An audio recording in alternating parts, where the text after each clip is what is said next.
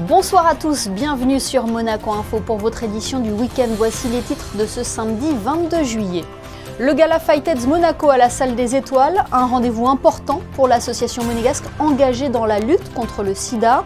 La Coupe du monde féminine de football vient de débuter en Nouvelle-Zélande et en Australie et connaît un fort engouement. Nous rejoindrons à Sydney Vanessa Tomaseski. Elle est créatrice de contenu dans le sport et partagera avec nous l'ambiance qui règne sur place. Nouvelle soirée de record au Stade Louis II à l'occasion du meeting d'athlétisme Herculis EBS. Nous ferons le point sur l'ensemble des performances réalisées hier soir. Puis le coach sportif Yann Soren-Cabioche viendra nous donner quelques conseils et les bons gestes à adopter dans la pratique du sport en ces fortes chaleurs. C'est un rendez-vous qui s'est imposé dans le calendrier estival de la Principauté. Un rendez-vous ô combien important pour Fightheads Monaco puisqu'il permet de financer ses actions tout au long de l'année. Le gala de l'association a eu lieu vendredi soir à la Salle des Étoiles avec au programme un hommage musical à Michael Jackson et une tombola. Je vous propose d'écouter la présidente de Fightheads Monaco, la princesse Stéphanie, au micro de Sandrine Nègre. C'est une manière de remercier aussi nos donateurs qui nous suivent depuis de nombreuses années et aussi en espérant en convaincre d'autres de nous suivre et surtout de ne pas oublier la cause et que même si c'est une cause qui est assez lourde et voilà pas facile non plus à gérer, de montrer qu'on peut le faire d'un côté festif en parlant et en attirant l'attention sur les gens que le VIH est toujours là. C'est important de montrer qu'on est là et surtout de récolter des fonds pour l'association et pour la maison de vie. Voilà. Important aussi de rappeler le message de sensibilisation que martèle Fightheads Monaco depuis sa création, car en 2022, près de 39 millions de personnes vivaient avec le VIH dans le monde, 800 000 en sont décédés. Pourtant, les traitements existent, la lutte a besoin d'un nouveau souffle après l'épidémie de Covid-19, comme nous l'explique le docteur Bruno Taillant. Le Covid a entraîné une illisibilité de la lutte contre le sida et on continue à l'heure actuelle à se contaminer, on continue à l'heure actuelle à mourir du sida, alors qu'on a tous les traitements, on a tous les outils pour prendre en charge le sida, pour prévenir la contamination. Et en fait, à l'heure actuelle, c'est juste une question de volonté.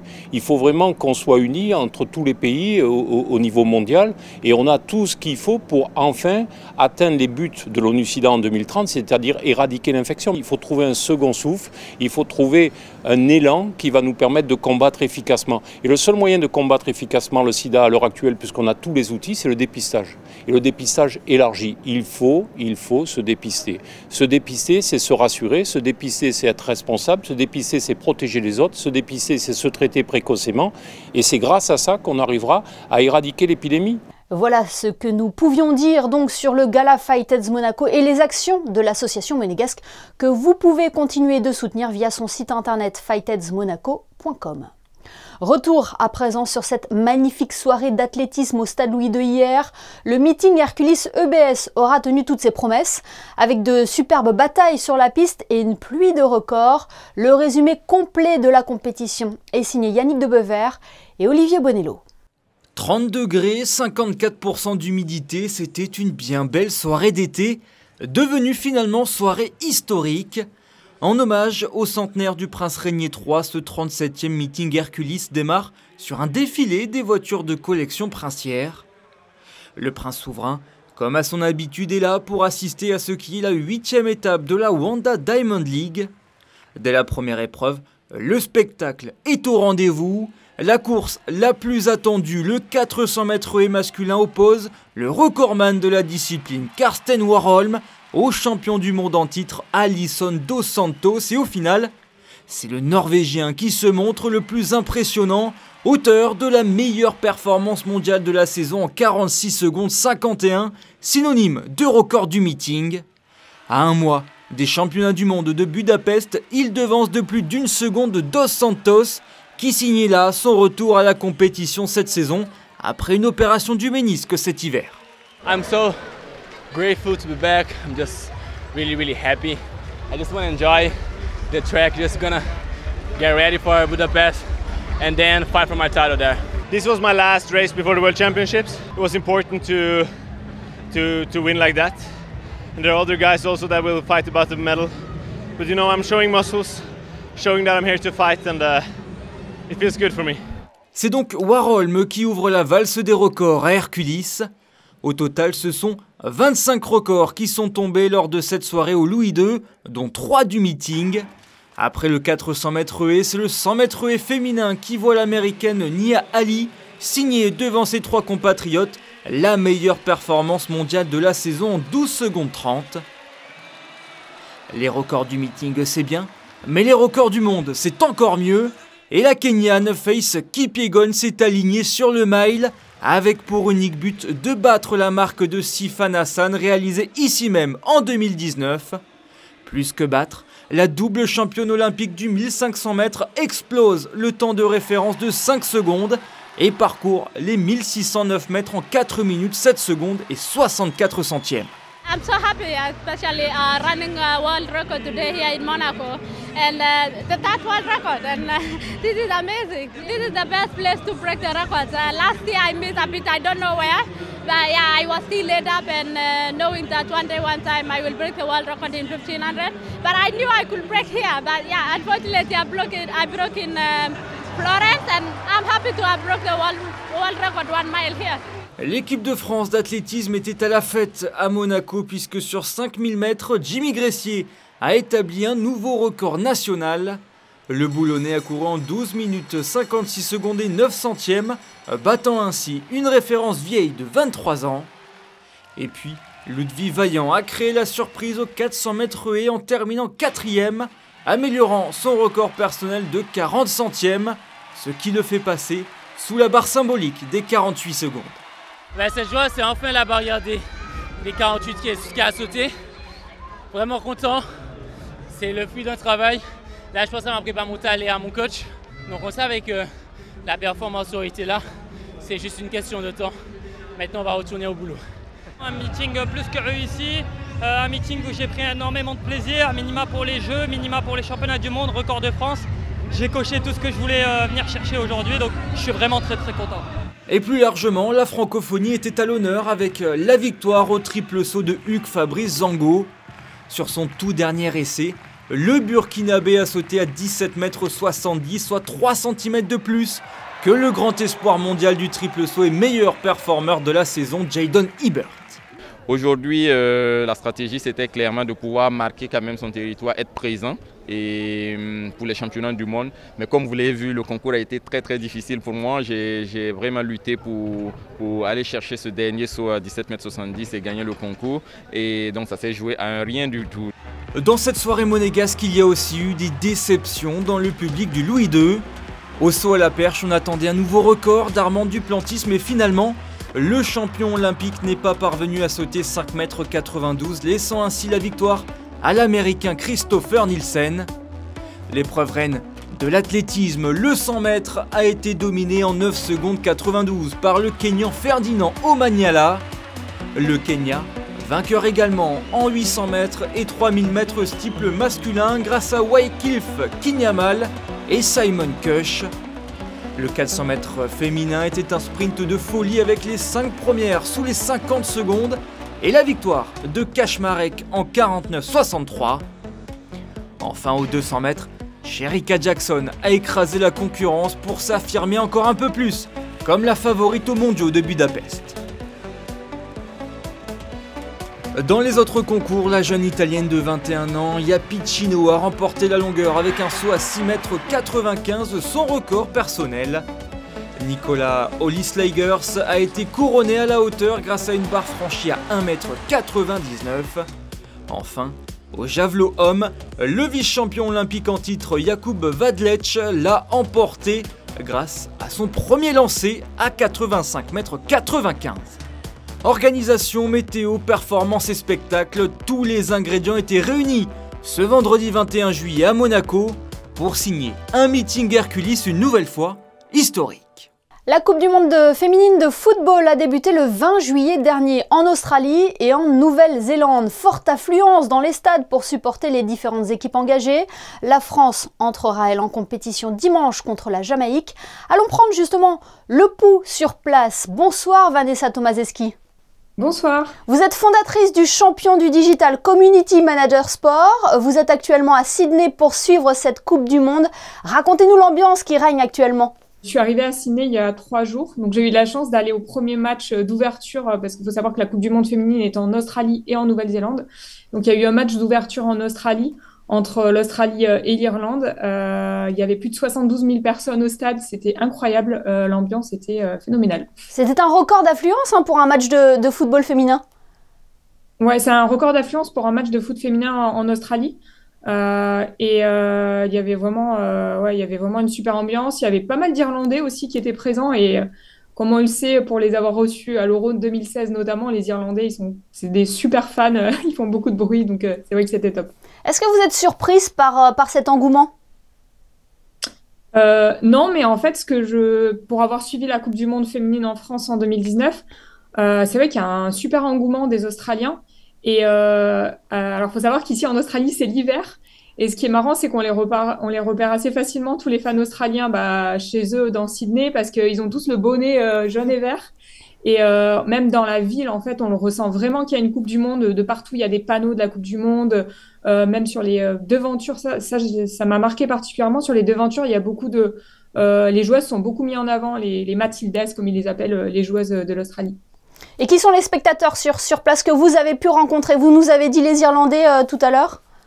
Je pense que c'est le public foot féminin, Coupe du Monde féminine, c'est beaucoup des familles, des jeunes, beaucoup de jeunes filles aussi. Ce qui est cool, c'est qu'il y a vraiment une très bonne ambiance. Il y a une ambiance qui est assez bonne enfant et c'est plutôt un public plus jeune, je pense plus jeune et plus familial que la Coupe du Monde masculine. Et vous qui avez joué au football, comment on vit l'événement en tant qu'ancienne joueuse ? Du coup, moi, c'est incroyable parce que j'aurais jamais pensé être là en Australie. Déjà parce que j'ai peur de l'avion, donc c'est vrai que ça a été un vrai challenge de se faire les 24 heures d'avion et puis pouvoir suivre une Coupe du Monde à l'autre bout du monde, sur un autre continent. Franchement, c'est incroyable et au-delà des matchs de foot, on découvre aussi d'autres cultures, on rencontre plein de fans du monde entier et vraiment, il y a cette ambiance Coupe du Monde qu'on peut voir nulle part ailleurs que dans des grandes compétitions, quoi. Et aujourd'hui, vous relayez ça sur vos réseaux, c'est ça ? Ouais, du coup, mon compte s'appelle Champion du Digital, champion avec un S à la fin. Et du coup, ça fait 6 ans et demi que je suis sur les réseaux. Donc, je montre les coulisses des événements sportifs, principalement le foot, puisque c'est ma passion. Je fais des interviews de joueurs, de joueuses. Je raconte justement les histoires des fans. Donc là, j'ai fait pas mal d'interviews avec des fans, notamment irlandais, australiens, il y a 2 jours. Et donc, j'essaie de mettre en avant tout ça sur mes réseaux, ouais. Vanessa, l'équipe de France fera son entrée en compétition dimanche face à la Jamaïque. Est-ce que les Bleus ont tous les ingrédients pour aller chercher le titre ? Je l'espère. Je pensais à un parallèle avec l'équipe de France masculine pour la Coupe du Monde au Qatar où on les voyait pas forcément aller jusqu'en finale parce qu'il y avait beaucoup de blessés. Là, il y a pas mal de blessés aussi pour l'équipe de France féminine. Il y a Amandine Henry qui a été blessée, Delphine Cascarino. Mais je pense qu'elles ont cette grinta et cet esprit d'équipe qui fait que on peut aller très loin quand on a le bon esprit et moi j'y crois, je pense qu'elles peuvent aller loin. Et l'arrivée d'Hervé Renard peut apporter un nouveau souffle aussi à l'équipe ? Ouais, je pense que de ce qu'on voit de l'extérieur, je trouve qu'il y a l'air d'y avoir une bonne ambiance, un bon esprit d'équipe et ça c'est hyper important pour une compétition comme ça, surtout quand il y a un collectif qui va être prêt. L'idée, c'est de rester 1 mois, en fait, sur la compétition. Donc, faut vraiment s'entendre. Et je pense qu'il a l'expérience aussi, alors du foot masculin, mais c'est pareil, ça reste du foot, des grandes compétitions, et notamment d'une Coupe du Monde auquel il a participé il n'y a pas si longtemps que ça aussi. Donc, je pense que ça peut faire la différence. Dernière question, Vanessa. Est-ce que vous avez un pronostic pour cette Coupe du Monde ? Est-ce que les États-Unis de Megan Rapinoe peuvent faire le triplé ? Alors déjà, elles nous ont éliminés en quart de finale. C'était dur sur la Coupe du Monde féminine en France. J'espère que ça ne va pas se reproduire. Je n'ai pas refait les calculs. Je ne sais pas s'il peut y avoir une finale France-États-Unis, mais ce serait beau quand même pour l'histoire qu'il y ait une finale France-États-Unis, si c'est possible au niveau du tableau. De la compétition, et que nous, on gagne en finale. Je pense que c'est ça surtout, c'est que la France aille le plus loin possible et surtout si on arrive en finale, la gagner. Bah, c'est ce qu'on espère en tout cas. Merci Vanessa d'avoir été avec nous depuis Sydney. Profitez bien de cette Coupe du Monde en Australie. Merci et allez les Bleus. De l'Australie, direction la région de Budapest pour le Grand Prix de Hongrie. Lewis Hamilton a décroché la pole aujourd'hui lors des essais qualificatifs. Il devance de 3 millièmes de seconde Max Verstappen. Charles Leclerc signe lui le 6e temps. Le Monégasque n'était pas forcément content à l'issue de la séance. À noter que ces qualifs étaient marqués par le test d'une nouvelle allocation de pneus. Les pilotes bénéficiaient que de 11 trains de pneus contre 13 habituellement. En Q1, il a été obligatoire d'utiliser la gomme dure, en Q2 la médium et en Q3 la plus tendre. Cette formule a été souhaitée par la Formule 1 afin de réduire son impact environnemental, mais elle ne convainc pas tous les pilotes. Amis sportifs, le thème qui va suivre va sûrement vous intéresser. En ces fortes chaleurs, difficile de pratiquer du sport normalement. Il faut adapter ses séances et ne rien négliger pour ne pas basculer dans le rouge. Oui, mais comment? Yann Soren-Cabioche est coach sportif. Il est avec nous ce soir pour donner quelques conseils et les bons gestes à adopter. Bonsoir Yann Soren-Cabioche. Bonsoir Émilie. Pratiquer un sport quand il fait chaud, est-ce que c'est compatible? C'est compatible, mais voilà, il y a quelques règles à respecter si on veut que tout se passe bien. Donc voilà, premièrement, peut-être essayer d'éviter les heures de grosse chaleur. Donc essayer de plutôt pratiquer en matinée ou en fin d'après-midi peut-être. L'hydratation, j'imagine, c'est la première chose à adopter? Oui, effectivement, bien s'hydrater avant et pendant l'effort. Et après aussi pour bien récupérer voilà, toute l'eau qu'on a dépensée pendant la séance. Il paraît que porter des vêtements clairs aussi, ça aide à supporter cette chaleur. Oui, ça aide en effet, porter des vêtements un peu plus clairs plutôt que du noir ou du bleu marine qui attire un peu plus la chaleur, ça peut aider en ces périodes de forte chaleur. Et on y pense peut-être un peu moins, mais protéger sa peau également. Yann Soren, c'est un conseil que vous donneriez aussi aux sportifs? Oui, même si on n'est pas à la plage, le soleil il tape très fort, donc un peu de crème solaire, ça peut ne pas faire de mal. Est-ce que l'on peut adapter son entraînement à la chaleur et ce en toute sécurité? Bien sûr, on peut adapter son entraînement, peut-être mettre un petit peu moins d'intensité ou mettre plus de temps de repos. Et voilà, essayer de se reposer dans des endroits si on trouve à l'ombre, plutôt que de rester au soleil pendant toute la durée de l'entraînement. Est-ce qu'il y a des exercices que vous nous conseilleriez? Est-ce qu'on évite le cardio ou on le garde un petit peu dans sa séance? Mais tout dépend après si on est habitué, si peut-être on pratique le sport depuis un peu plus longtemps, on a un niveau confirmé, le cardio peut rester dans la séance. Mais voilà, si on est débutant ou voilà, qu'on n'a pas trop l'habitude de faire monter le rythme cardiaque avec une période de forte chaleur comme ça, c'est peut-être pas trop conseillé, peut-être plus se pencher sur du renforcement musculaire ou des choses comme ça. Est-ce qu'on adapte aussi son alimentation quand il fait chaud et quand on pratique du sport? Est-ce qu'il y a des aliments qui sont bénéfiques? Après ça c'est surtout au ressenti de chacun, mais voilà, si on prend un gros plat de pâtes avant l'entraînement, ce qui est conseillé normalement, on va peut-être se sentir un petit peu lourd, donc peut-être privilégier les salades avec un petit peu de protéines et les fruits en dessert pour bien s'hydrater aussi. Et Yann Soren, est-ce que vous, avec vos clients, vous constatez qu'il y a un peu moins de pratique? Est-ce que vous adaptez aussi par rapport aux horaires? Vous êtes beaucoup plus vigilant, j'imagine? Oui, j'essaie de privilégier le matin surtout. Peut-être avant le travail, et voilà, quand je peux aussi après le travail, c'est forcément un petit peu plus logique avec ces périodes de chaleur et puis plus confortable aussi pour le pratiquant. Et avant tout, il faut connaître ses limites. Voilà, connaître ses limites, et si on sent qu'on a un petit coup de mou, qu'on commence à avoir des vertiges ou qu'on commence à devenir un petit peu pâle, voilà, s'asseoir à l'ombre, peut-être s'hydrater, se mouiller la tête aussi, très important, et voilà, ne pas forcer inutilement. Idéalement, on peut terminer sa séance en mer. En mer avec un petit plouf, voilà, ça fait toujours plaisir. On a la chance d'avoir la mer à portée de main, donc ne pas hésiter. Merci beaucoup Yann Soren-Cabioche. On le rappelle, vous êtes coach sportif sur Monaco. Merci pour tous ces bons conseils. Merci à vous Émilie. Les commémorations du centenaire de la naissance du prince Régnier III se poursuivent à Monaco. Elles mettent en valeur la personnalité de celui qui régna en principauté pendant plus de 55 ans, ses engagements mais aussi ses passions. En début de semaine, nous vous avons présenté l'exposition Régnier III, le prince bâtisseur, une ambition pour Monaco. Ce soir, coup de projecteur sur un prince chez lui, réalisé par les archives du Palais Princier et l'Institut audiovisuel de Monaco, et proposé donc sur le Rocher. Visite guidée avec Sandrine Nègre. Dès les premières minutes de la visite, votre attention sera très certainement, comme la nôtre, interpellée par une très belle voix, celle du prince Régnier III. Et je crois que son héritage de 7 siècles lui confère une renommée, un prestige qui l'agrandit déjà de ses frontières naturelles. Car l'exposition propose des photographies, mais aussi des éléments audiovisuels pour nous plonger dans des interviews qui nous permettent d'entendre le prince Régnier III. Le prince chez lui, c'est découvrir au fil de ses pièces un souverain, oui, mais qui fut d'abord un petit garçon, un frère, un jeune homme, puis un prince, un chef d'État, un mari, un père, et pas seulement.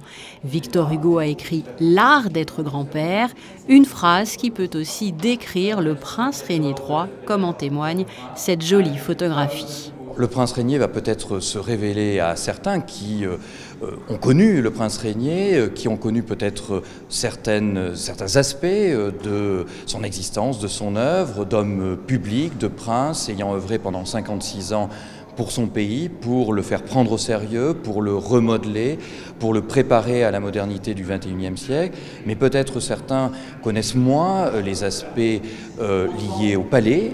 Le palais a été évidemment sa résidence publique, le lieu d'ostentation de la monarchie, le lieu symbolique de son pouvoir, mais aussi son lieu de résidence. C'était d'ailleurs son lieu de naissance. Accession au trône, nouvelle constitution, travail avec ses collaborateurs, passion pour l'automobile et la sculpture, sa vie au palais, mais aussi dans sa maison de Rocagel et au château de Marché, sans oublier les célébrations avec les monégasques. Tout, vraiment tout est intéressant.